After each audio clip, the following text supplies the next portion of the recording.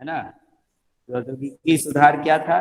कृषि के क्षेत्र में जो नया नया टेक्नोलॉजी ला करके सुधार किया गया, उसको हम लोग प्रौद्योगिकी सुधार कहते हैं।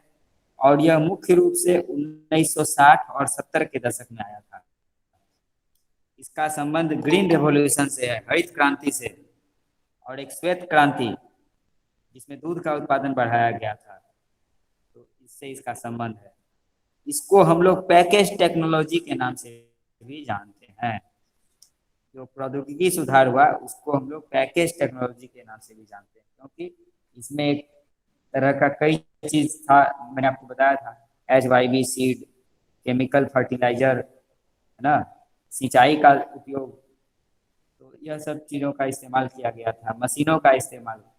तो यह था तुम्हारा हरित क्रांति, और श्वेत क्रांति भी इसी के साथ है। दोनों मिला करके हम लोग कहते हैं तकनीकी सुधार से संबंधित। और एक संस्थागत सुधार पढ़ाया था, जिसमें कि सरकार कुछ नियम कानून बनाती है या कुछ संस्थाएं बनाती है जिससे किसानों को सहूलियत मिले, जैसे बैंक की स्थापना, सहकारी समिति की स्थापना, और कुछ नियम बनाना, जैसे जमींदारी प्रथा को समाप्त किया गया। तो इस तरह से जो है यह होता है। आज हम लोग नेक्स्ट टॉपिक देखेंगे। पेज नंबर, यदि बुक है तो देख लीजिए, पेज नंबर 46। इसमें दिया है कृषि की राष्ट्रीय अर्थव्यवस्था में उत्पादन, रोजगार, ये सब के लिए कृषि का भारत में क्या योगदान है। आप यह समझ लीजिए कि पहले भारत में अधिक लोग कृषि पर निर्भर थे। धीरे धीरे क्या हो रहा है, कृषि पर निर्भरता कम होती जा रही है। और भारत की जो आय है, कोई भी देश का आय तीन चीज पर निर्भर करता है। एक होता है कृषि, एक होता है उद्योग, और तीसरा होता है सेवा। तीनों मिला करके जो है देश का घरेलू उत्पाद, GDP जो है वो बनता है। तो कहता है कि पहले कृषि का योगदान देश में अधिक था, अब धीरे धीरे कृषि का योगदान जो है कम होता जा रहा है, क्योंकि अन्य क्षेत्रों में जो है योगदान बढ़ता जा रहा है। ठीक है, जैसे कि उद्योग क्षेत्र और सेवा क्षेत्र, यह सब क्षेत्र ज्यादा आगे बढ़ गए हैं, इसलिए कृषि का योगदान देश की अर्थव्यवस्था में पहले के मुताबिक कम हुआ है। लेकिन आज भी कहता है कि भारत की आधी आबादी किसी न किसी रूप में कृषि से ही जुड़ी है, उनकी जीविका कृषि पर ही निर्भर करती है। बात हो गया।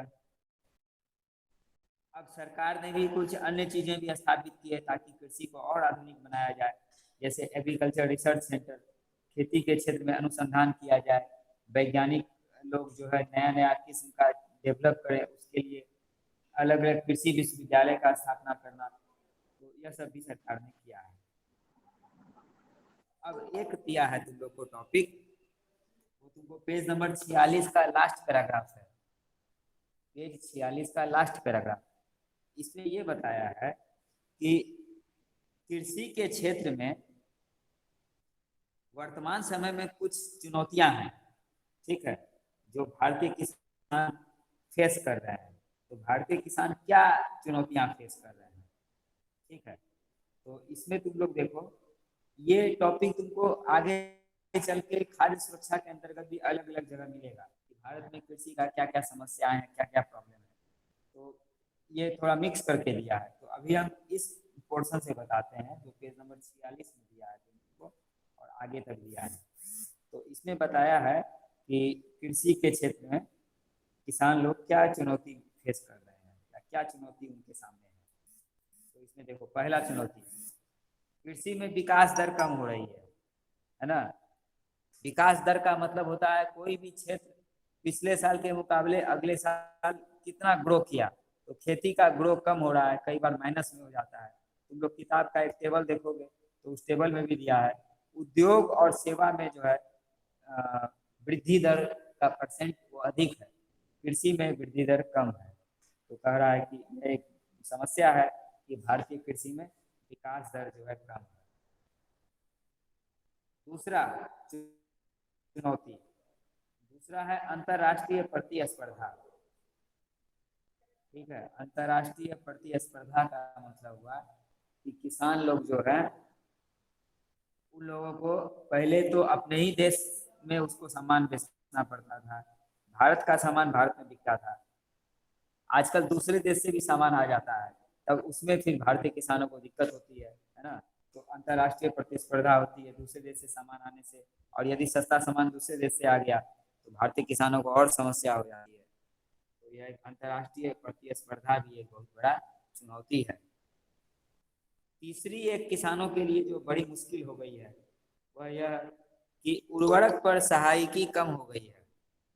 अब इस टॉपिक का मीनिंग क्या है, उर्वरक पर सहायकी कम होना। जो फर्टिलाइजर होते हैं उसको मान लो क्या, फर्टिलाइजर का फैक्ट्री तो सरकार के अधीन होता है ना। तो सरकार कोई फर्टिलाइजर बनाई, सपोज कीजिए कि उसका कीमत, फर्टिलाइजर का कीमत 2000 रुपया है। इमेजिन कीजिए कि किसी फर्टिलाइजर का कीमत जो है 2000 रुपया है। अब किसान के लिए सरकार क्या करती है, उसमें कुछ छूट प्रदान करके 2000 की जगह मान लो 1500 में ही सरकार दे रही है, तो इसको कहते हैं सहायकी। तो पहले सरकार ज्यादा छूट दे रखी थी किसानों को, तो किसानों को सस्ता में काम हो जाता था, फर्टिलाइजर में ज्यादा पैसा नहीं देना पड़ता था। अब सरकार ने वह छूट को कम कर दिया, तो इससे क्या होता है, खेती करना महंगा हो गया, क्योंकि जब किसान फर्टिलाइजर खरीदता है तो उसको अधिक पैसा देना पड़ता है, क्योंकि सरकार ने सहायकी कम कर दी। सहायकी का मतलब यह है सरकार द्वारा दी जाने वाली सब्सिडी। तो जैसे ही आप सब्सिडी कम करते हैं वैसे ही वस्तु का दाम मार्केट में अधिक हो जाता है। ठीक है, तो सरकार ने सहायकी कम कर दी, इससे भी समस्या आ गई। एक और समस्या क्या आया है, वह कृषि उत्पाद पर आयात कर घटना।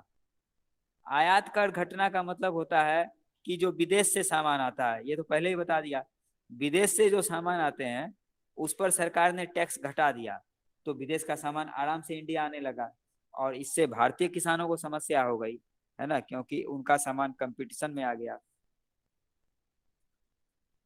और इससे अंतिम परिणाम यह हुआ कि किसान लोग फिर क्या कर रहे हैं, खेती से उनका मोह भंग हो रहा है। बहुत सारे किसान अब खेती नहीं करना चाहते, है ना, वह खेती में अपना ज्यादा पैसा भी नहीं लगाना चाहते। तो यह सब समस्याएं हो रही हैं। इसमें दिया है कई बार समस्याओं के चलते किसान आत्महत्या भी कर लेते हैं। ये हो गया तुम लोगों का कि कृषि में जो है अभी क्या क्या किसान चुनौती फेस कर रहे हैं। लास्ट नेक्स्ट वाला टॉपिक क्या चुनौती है, क्या था? नेक्स्ट टॉपिक देखो क्या है। वैश्वीकरण पर कृषि का वैश्वीकरण का कृषि पर प्रभाव। आवाज सुनाई दे रही है ना? Yes sir. ठीक है। कभी कभी थोड़ा कम नेक्स्ट हो जाता टॉपिक है है सर। खाद्य सुरक्षा। खाद्य सुरक्षा का मतलब क्या होता है, सरकार की यह भूमिका होती है कि वह देश के सभी समुदायों को खाद्य पदार्थ उपलब्ध कराए। इसी को कहते हैं खाद्य सुरक्षा। देश में कोई भी भूखा न रहे, तो इसके लिए सरकार की यह जिम्मेदारी है कि वह प्रत्येक नागरिक को खाद्य सुरक्षा उपलब्ध कराए, या समाज के सभी वर्गों को खाद्य उपलब्ध करवाना, इसको कहते हैं खाद्य सुरक्षा। खाद्य सुरक्षा के लिए सरकार दो काम करती है, या आप कह सकते हैं कि खाद्य सुरक्षा के दो घटक हैं, दोनों के नाम लिख सकते हैं। पहला घटक है बफर स्टॉक। खाद्य सुरक्षा के दो घटक हैं, पहला है बफर स्टॉक और दूसरा है सार्वजनिक वितरण प्रणाली। इसको यदि लिख के बताना चाहे तो देख लेते हैं, है ना। खाद्य सुरक्षा के दो घटक हैं, पहला का नाम है बफर स्टॉक और दूसरा का नाम है सार्वजनिक वितरण प्रणाली। इसको हम थोड़ा सा देखते हैं, यदि डायग्राम बन सकता है तो डायग्राम बना देंगे।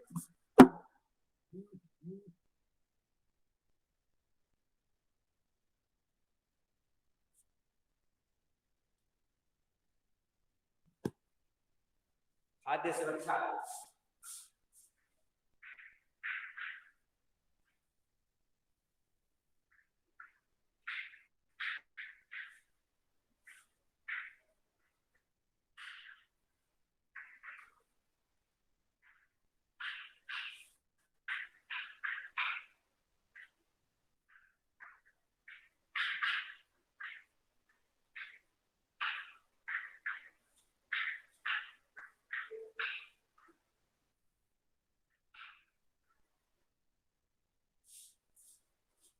अब इसको समझेंगे कि ये दोनों चीजें क्या होती हैं।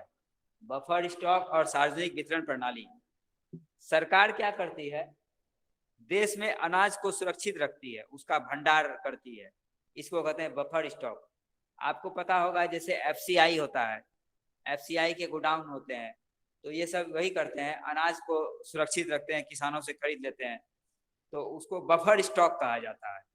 जो सरकार अनाज को सुरक्षित रखने के लिए गोडाउन में इंतजाम करती है, इस व्यवस्था को हम लोग बफर स्टॉक बोलते हैं। और जैसे जैसे आवश्यकता पड़ती है, इसी बफर स्टॉक से लोगों को उपलब्ध कराया जाता है। ये हो गया बफर स्टॉक। अब चला ये सार्वजनिक वितरण प्रणाली। इस प्रणाली के द्वारा लोगों को सस्ते दर पर अनाज उपलब्ध किया जाता है, सस्ते दर पर। अब सस्ते दर पर किसको उपलब्ध कराएंगे, उसका भी सरकार ने कैटेगरी बना लिया है। बीपीएल और एपीएल का नाम आपने सुना होगा। तो जो बीपीएल से नीचे होते हैं, मतलब गरीबी रेखा से नीचे होते हैं, उनको बीपीएल कार्ड बनाया जाता है, और उस बीपीएल कार्ड के माध्यम से उनको कम कीमत पर अनाज उपलब्ध कराया जाता है सार्वजनिक वितरण प्रणाली द्वारा। और एपीएल में जो रहेंगे उसको कीमत उतना कम नहीं होगा। इस तरह से सार्वजनिक वितरण प्रणाली के द्वारा, जो आपको पता है राशन की दुकानें होती हैं, कोटा का दुकान जो बोलते हैं, उसके द्वारा सरकार जो है ये सब चीजें उपलब्ध कराती है, मतलब अनाज। तो यह एक हो गया कि खाद्य सुरक्षा क्या करती है।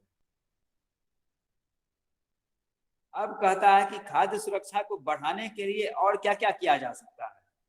यह एक प्रश्न हो सकता है कि खाद्य सुरक्षा से संबंधित, मतलब उसको और अच्छा करने के लिए अपने सुझाव दें। और दूसरा, खाद्य सुरक्षा के सामने भी अभी कुछ समस्याएं आ गई हैं, उसको भी देखना है। तो दोनों बात देखना होगा। खाद्य सुरक्षा में और अच्छा करने के लिए क्या सुझाव दे सकते हैं। पेज नंबर 48 निकाल लीजिए। पेज नंबर 48 में देखो, सेकेंड पैराग्राफ में लिखा है कि खाद्य सुरक्षा को और अच्छा करने के लिए क्या क्या किया जा सकता है। जैसे सरकार किसानों को ऋण अधिक उपलब्ध कराए, ठीक है। अवसंरचना ऋण दिया है। अवसंरचना ऋण का मतलब हुआ सिंचाई के लिए, और भी जो कृषि से जुड़ी भी चीजें हैं, जैसे अनाज को रखने के लिए, ये सब चीज के लिए भी सरकार सुविधा प्रदान करे। प्रौद्योगिकी दे सरकार, नया नया टेक्नोलॉजी, तो क्या होगा, अधिक उत्पादन होगा और सभी जिले, हर ब्लॉक आत्मनिर्भर बनेंगे। एक बात हो गया कि सरकार को जो है ऋण अधिक देना चाहिए और नया प्रौद्योगिकी के द्वारा अनाज उत्पादन बढ़ाना चाहिए। दूसरा बात दिया है, आजकल क्या होता है, तुम देखो सरकार का ध्यान केवल चावल और गेहूं पर अधिक रहता है। तो कहता है यह गलत है, केवल चावल और गेहूं की बात नहीं की जाए, बल्कि उन क्षेत्रों पर ध्यान दिया जाए जो चावल और गेहूं के अलावा भी कुछ फसलें हो सकती है जो किसी क्षेत्र में ज्यादा बढ़िया उपज दे। तो हर जगह चावल गेहूं का खेती नहीं करके जो है, मतलब वैसे फसलों को उगाना चाहिए जिसमें, मतलब हर जगह चावल गेहूं का खेती नहीं करना चाहिए। किसी किसी क्षेत्र में चावल गेहूं के अलावा अन्य फसलें भी हो सकती है। मान ले मक्का का खेती हुआ, या जो मोटे अनाज है उसकी खेती हुई, यदि उसी का अच्छा हो रहा है तो उसी को बढ़ावा दे सरकार, तो उससे भी लाभ होगा। तो ये काम भी सरकार को करना चाहिए, है ना। फिर नेक्स्ट, सिंचाई सुविधा और विद्युत उपलब्ध कराने जैसे आवश्यक संरचना। तीसरा काम क्या करना है सरकार को, सिंचाई, विद्युत, यह सब करने से भी किसान को अच्छा लगेगा। फिर किसान भी खेती में इंटरेस्ट लेंगे यदि सरकार उनको सिंचाई का सुविधा दे, यदि सरकार उनको बिजली का सुविधा दे। और फिर अगला क्या है कि सतत पोषणीय आधार पर खाद्यान्न उत्पादन में वृद्धि और अनाजों के व्यापार को बंधन से मुक्त। तो यह सब सरकार के लेवल पर किया जाने वाला काम है। यदि यह सब काम सरकार करेगी, सतत पोषणीय आधार पर खाद्यान्न उत्पादन में वृद्धि, ताकि आने वाली पीढ़ी को भी जो है अनाज मिलता रहे, तो यह सब करने से जो है कहता है रोजगार भी कृषि में बढ़ेगा और गरीबी भी कम होगी। तो सरकार के लिए ऐसा उपाय है कि सरकार यदि ऐसा करेगी तो भारत में खाद्य सुरक्षा और भी अच्छे प्रकार से हो जाएगी। अब कहता है कि वर्तमान समय में खेती में कुछ चीजें बदल रही है जिसका बुरा प्रभाव खेती पर पड़ रहा है। अब हम लोग को देखना है कि परिवर्तन क्या क्या हो रहा है जिससे खेती पर बुरा प्रभाव पड़ रहा है। ठीक है, कृषि क्षेत्र में परिवर्तन होने से उत्पन्न समस्याएं, टॉपिक का नाम लिख सकते हैं, कृषि क्षेत्र में परिवर्तन होने से आई समस्याएं। क्या क्या समस्याएं देखिए। पहला कह रहा है कि बहुत लोग आजकल वैसा फसल लगाना चाहते हैं जिसको बेचने से ज्यादा पैसा मिले। तो कई जगह लोगों ने क्या किया है, फलों का खेती स्टार्ट कर दिया है। फल का, सब्जी का, फूल का भी खेती लोग करते हैं। तो जब फल और फूल का खेती करेंगे तब क्या होगा, अनाज का उत्पादन कम हो जाएगा। तो कहता है कि अनाज और दाल का उत्पादन का जो क्षेत्र है वह क्षेत्र कम हो गया, क्योंकि कुछ क्षेत्र में अनाज के बदले फल, फूल, जी इत्यादि का खेती होने लगा। तो इससे क्या होगा, अनाज तो देखो मुख्य मांग होती है पूरे देश की, तो अनाज का क्षेत्र कम होता जा रहा है। यह एक समस्या है। और भी समस्या है इसमें। पहले किसानों ने क्या किया, केमिकल फर्टिलाइजर का इस्तेमाल किया, जिससे खेती में बहुत ज्यादा उपज हुई। लेकिन आपको पता है ज्यादा केमिकल फर्टिलाइजर यूज करेंगे तब खेत फिर लंबे समय बाद खराब हो जाता है। वही होने लगा। अब जो है भूमि उतना उपज नहीं दे रही, भूमि का उत्पादकता में कमी आने लगा है, डिक्लाइन होने लगा है ना। तो यह भी एक समस्या है कि भूमि का उत्पादन जो है वह कम हो गया है, उत्पादकता कम हो गई है। दूसरा कह रहा है कि सिंचाई के क्षेत्र में भी कमी हो रही है। क्यों कमी हो रही है, क्योंकि पानी हर वक्त नहीं मौजूद रहता और किसान सोचता है कि ज्यादा से ज्यादा सिंचाई कर दो। अब पानी ही नहीं मिलेगा तो किसान क्या करेगा। जमीन में जो किसान है वह तो किसी प्रकार से पानी उपलब्ध कर लेता है, बहुत बोरिंग लगा के, बहुत नीचे से भी। लेकिन अन्य किसानों को, छोटे किसानों को दिक्कत हो जाती है। तो जल का कमी हो रहा है, खास करके छोटे किसान को इससे ज्यादा समस्या हो रही है ना। और यदि आप खेत को ठीक ढंग से मैनेज नहीं करेंगे, खेत में कब कितना पानी देना चाहिए, कभी मान लो बहुत ज्यादा पानी जमा हो गया तो उससे भी एक समस्या पैदा होती है, जिसको कहते हैं लवणता की समस्या या जल आक्रांता। जल आक्रांता मतलब एक ही खेत में बहुत ज्यादा पानी हो जाना, और लवणता मतलब मिट्टी में नमक का मात्रा बढ़ जाना, जिससे खेत खराब हो जाता है। तो यह सब समस्याएं हैं, है ना। और कह रहा है कि किसान को इससे बहुत ज्यादा नुकसान हो रहा है आजकल। क्या नुकसान हो रहा है, एक तो खेती करने में कॉस्ट बढ़ गया। कॉस्ट बढ़ना मतलब लागत बढ़ गया, क्योंकि उसको अनाज खरीद, ये बीज खरीदना, फर्टिलाइजर खरीदना पड़ता है। तो इन सब के करने से क्या है, किसानों को बहुत पैसा खर्च होता है। तो ये समस्या हो गई। और दूसरा क्या होता है कि जब किसान बाजार में बेचने जाता है तो वहाँ कंपटीशन बहुत बढ़ गया है मार्केट में, विदेश से भी कई बार सामान आ जाता है, तो किसान को उचित दाम नहीं मिलता, खर्च किसान का बढ़ गया और बाजार में उसको दाम सही नहीं मिलता। यह है किसान की दोहरी समस्या।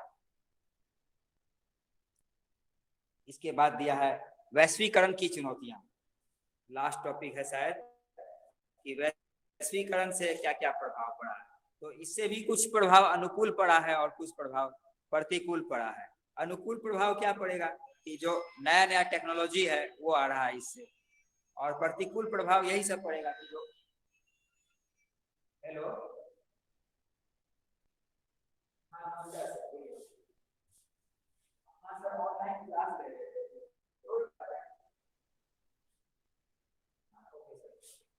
तो वैश्वीकरण से जो है पुनः बता रहा है कि क्या क्या, मतलब कि इससे क्या क्या प्रभाव पड़ा है। तो इससे कुछ अच्छा प्रभाव भी पड़ा है, कुछ बुरा प्रभाव भी पड़ा है। तो इसमें कुछ चुनौती भी पड़ी है। तो क्या चुनौतियां हैं इससे, तो कह रहा है क्या, भारतीय किसी दूसरे देश से कंपटीशन नहीं कर पा रही है। दूसरे देश के लोगों ने क्या किया है, अपने किसानों को बहुत ज्यादा फैसिलिटी दिया है और बहुत ज्यादा सब्सिडी दिया है। इसलिए दूसरे देश के किसान जब कोई चीज उत्पन्न करते हैं तो उसका खर्चा कम होता है, क्योंकि सरकार उसको सहायता देती है। भारत में सरकार ने सब्सिडी कम कर दिया, इसलिए भारत में वही चीज किसान को लगाने में अधिक लागत पड़ जाती है। यह एक समस्या है वैश्वीकरण। तो अब कह रहा है कि वैश्वीकरण में कुछ अच्छी बात भी होगी या कुछ इसका प्रोस्पेक्ट होगा, संभावनाएं जिसको कहते हैं। तो संभावनाएं क्या है भविष्य के लिए, वह भी देख लीजिए। भविष्य की संभावना आप लोग पढ़ते हैं जेनेटिक इंजीनियरिंग के बारे में। तो कहता है जेनेटिक इंजीनियरिंग के माध्यम से जो है ज्यादा उत्पादन किया जा सकता है, नया नया वेराइटी को और डेवलप किया जा सकता है, ऑर्गेनिक फार्मिंग आजकल बहुत जोर पकड़ा हुआ है ना। ऑर्गेनिक फार्मिंग बहुत सारा राज्य में ऑर्गेनिक कृषि को बढ़ावा दिया जा रहा है, अपने बिहार में भी दिया जा रहा है। और कुछ ऐसी फसलें जो कि बायोफ्यूल का काम करें, है ना, जैव बायोडीजल, तो वैसे भी कुछ पौधे होते हैं, उनसे भी किसानों को लाभ हो सकता है। तो यह सब कुछ दिया है कि वैश्वीकरण में भविष्य के लिए क्या क्या करना चाहिए जिससे लाभ होगा। हाँ क्या बोले? नहीं नहीं नहीं, वो भी नहीं। तो इस प्रकार से जो है आपका चैप्टर समाप्त करते हैं, और किसी को कोई डाउट है तो जरूर पूछेंगे। सर वैश्वीकरण क्या होता है?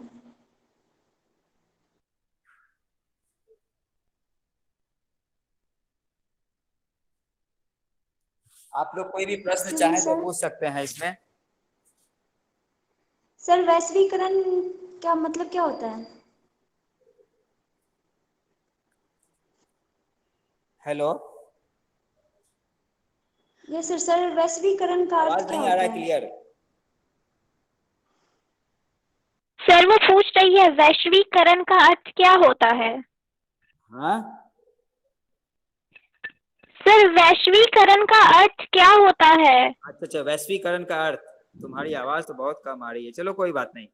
वैश्वीकरण का एक सिंपल सा अर्थ यही है, किसी देश की अर्थव्यवस्था का विश्व की अर्थव्यवस्था के साथ समायोजन करना या इंटीग्रेट करना। किसी देश की अर्थव्यवस्था का विश्व अर्थव्यवस्था के साथ समायोजन करना या मेल करना वैश्वीकरण है। तो वैश्वीकरण में होता क्या है, वैश्वीकरण में दो देशों के बीच प्रतिबंधों को कम किया जाता है। देशों के बीच जो प्रतिबंध होते हैं उनको कम किया जाता है, जिससे देशों के बीच या विभिन्न देशों के बीच सामान इत्यादि आराम से एक देश से दूसरे जगह में जा सके। सामान, टेक्नोलॉजी, यह सब आराम से, मजदूर, पूंजी, एक देश से दूसरे देश जब आप रोक नहीं लगाते हैं, फ्री छोड़ देते हैं, तब उसको वैश्वीकरण कहते हैं। सर एक बार फिर से एक्सप्लेन कर दीजिए। हाँ सर एक बार फिर से बता दीजिए। हेलो, देखो तुम लोगों का जो परीक्षा का सिलेबस है उसको समझ लेना। ये जो ज्योग्राफी है उसमें यही कृषि तक रहेगा, ठीक है। कृषि तक जितना हो गया है तो तुम लोगों का जो है सर फर्स्ट जो पहला चैप्टर और चैप्टर, कृषि। सुनो बता रहे हैं, पहला चैप्टर और चौथा चैप्टर ज्योग्राफी में यही दोनों हुआ है। और सिविक्स में पहला चैप्टर, सिविक्स का पहला चैप्टर, ठीक है, पावर शेयरिंग, है ना। तो वह कर लेना है, सिविक्स का पहला चैप्टर। ज्योग्राफी में जहां तक पढ़ा दिए हैं, और हिस्ट्री का भी पहला चैप्टर, यूरोप में राष्ट्रवाद।